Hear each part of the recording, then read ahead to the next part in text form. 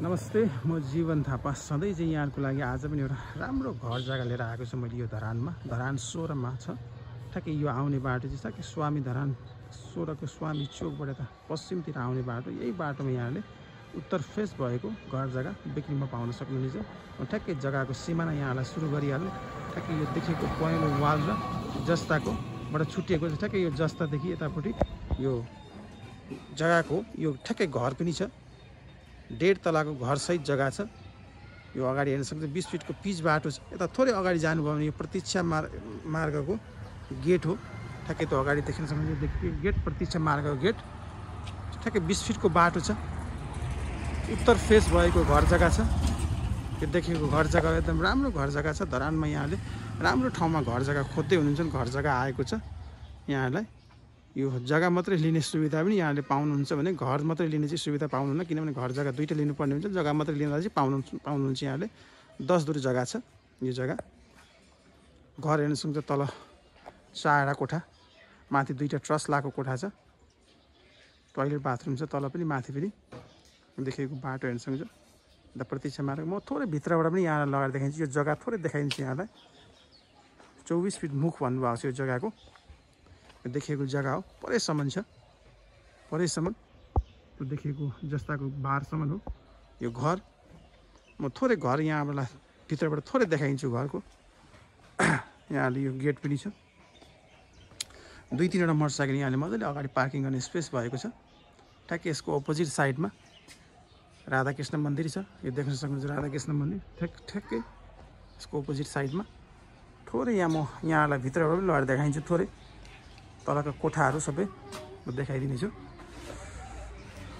यहाँले पस्ने बित्तिकै सिटिङ रुम छ। ठ्याक्कै सिटिङ रुम। त्यसपछि यतापट्टि यो बेडरुम छ। यो बेडरुम भयो।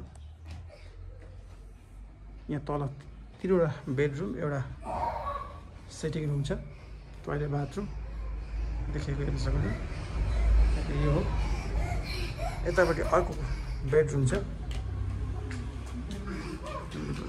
यो बेडरुम, यतापट्टि बेडरुम छ। थोरै यहाँलाई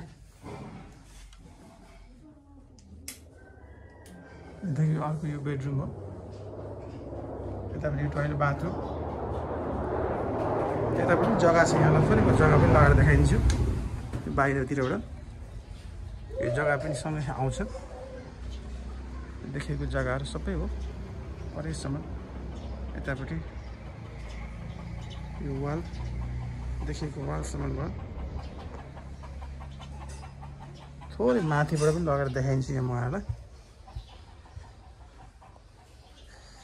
थोरै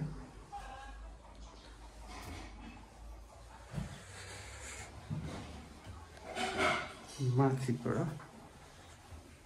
थोरै यहाँले माथिबाट पनि हेर्न सक्नुहुन्छ। देखिएको यहाँ पनि एउटा कोठा छ। 2टा कोठा छ माथि पनि। ट्रस लगाएको यो।